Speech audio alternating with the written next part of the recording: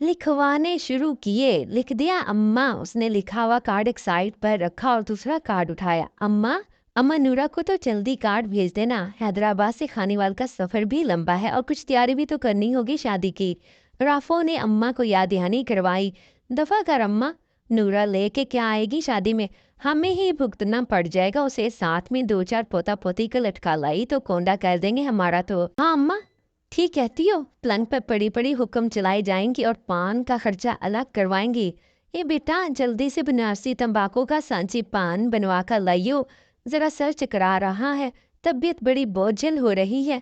Glory मुंह में रखो तो कुछ तबीयत सुधरे। पूरे 7 पान बनाकर चली थी घर से। ट्रेन में यूं ही अपना चांदी का पानदान खोला।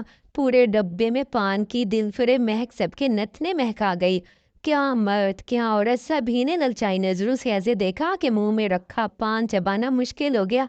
मैंने भी सारे पान नदीदू में बांट दिए। नजर में आए पान खाकर मुझे अपनी तबीयत थोड़ी खराब करनी थी। उम्मर ने हूबहू अम्मा नूरा की पोपले मुंह के साथ नकल उतारी तो सबकी भूंदी हंसी से फिजा गूंज गई। हालांकि तुम्हारी ताई तो वो बखील हस्ती है जो किसी को अपना बुखार भी ना दे। 60 पान तो उसने अपनी जिंदगी में ना खाए होंगे। एक पान को चुटकी चुटकी खाते हफ्ता निकाल देती है। अम्मा ने अम्मा नूरा के मजीद गुनगुनवाए तो सबने उनकी तारीफ में अपनी मोटी गर्दनें पूरे जोर से हिलाई। चल अब मामू शरीफ का कार्ड भी लिख दे। सगा नहीं है तो क्या हुआ, सगों से बढ़कर चाहता है तुम्हें। बहन समझ के हमेशा हर मौके पर खड़ा रहा है, तो इस मौके पर कैसे भूल जाऊं मैं उसको। मामू जात की मोहब्बत उमड़ कर आई। अम्मा, रिश्तेदारों के कार्ड तो मुकम्मल हो गए, अब जरा मोहल्ले वालों की तरफ आ जाओ।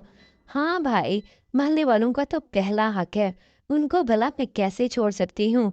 उंगलियों पर मोहल्ले दालों को गिनने लगी कि किस किस को बुलाना है।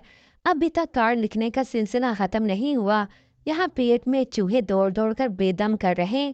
खुदा के लिए उठकर कुछ शकम सेरी का सामान भी कर। काशी अम्मा के पास आकर धम से गिरा तो वो स्प्रिंग वाले सोफे की वजह से उछल पड़ी और उसे खशमगी निगाहों से घूरते हुए बोली, एक दिन पेट पूजा ना की तो क्या होगा? फिर भी इतनी ही भूख सता रही है तो जा और 2 क्रीम रोल पकड़ ला और दूध के साथ खाए। उन्होंने अब से अपने पास से उठाकर बाहर की तरफ धकेला और फिर कार्ड्स की तरफ मुतवज्जा हुई। अम्मा जरा जल्दी बोलो, ईमान से मेरी तो कमर भी तख्ता हो गई। लिखते लिखते उंगलियां भी दुखने लगी। इतनी देर तो मैं कभी इम्तिहानी कमरे में नहीं बैठा जितनी देर से मैं इस हफ्सदा कमरे में बैठा कार्ड लिख रहा हूँ। मोहम्मद कार्ड से पकड़े पकड़े उम्मा की गोद में लेट गया। लो, तुम तो लिखते लिखते थक गए और हम तुम्हें देख देख कर ही अकड़ गए हैं। राफो पर झंझलाहट सवार थी क्योंकि उसके पसंदीदा ड्रामे का टाइम हो चुका था।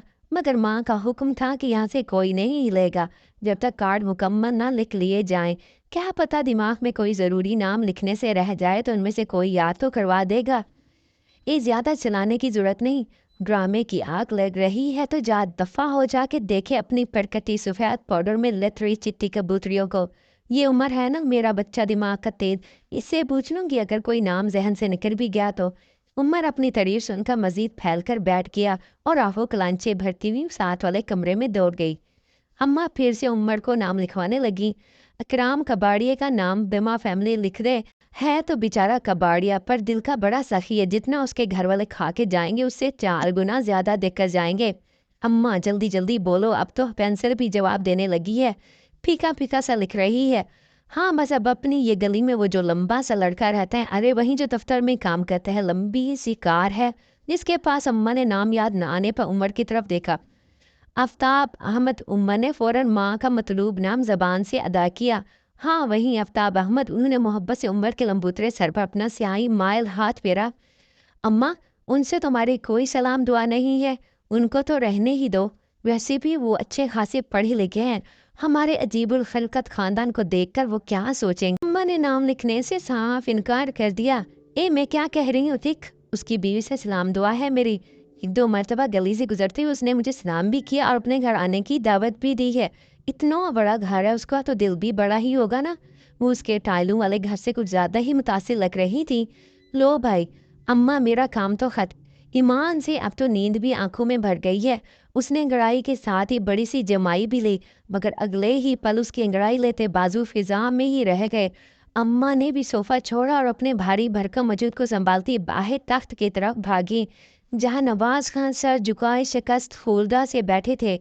کیا ہوا نواز خاں، ٹھیک تو ہو؟ مگر ادھر گمبھیر خاموشی تھی۔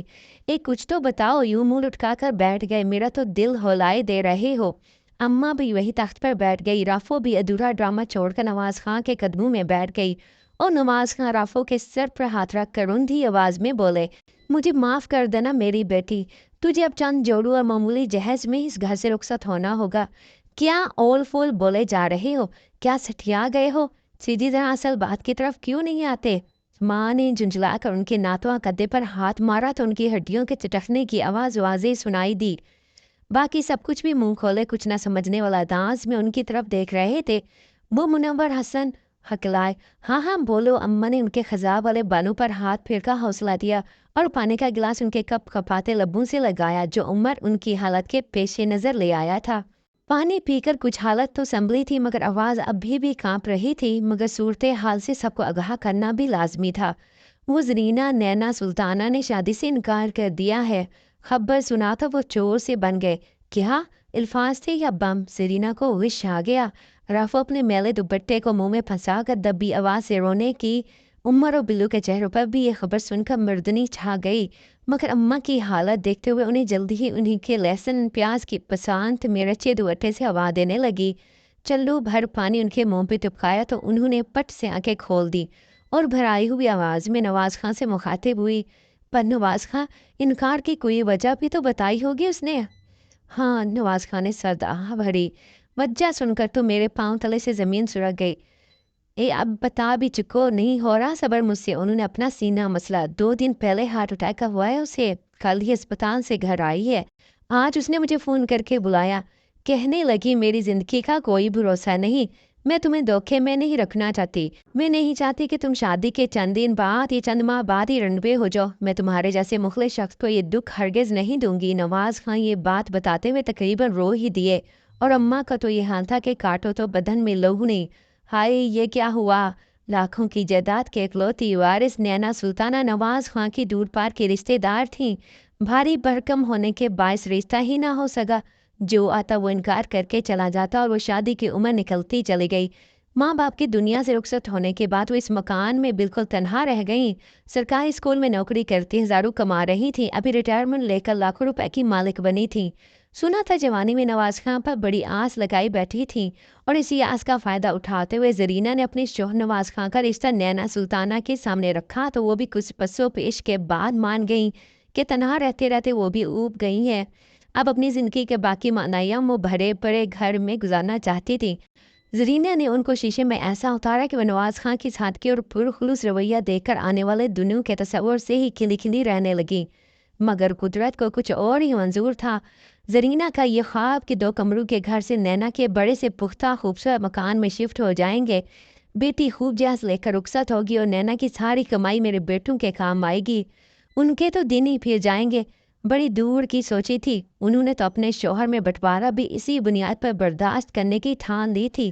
یہ کڑوی گولی نگلنے کا فیصلہ اپنے بچوں کے خواب پورے کرنے کے لیے کیا تھا، مگر سارے خواب چکنا چور ہو گئے۔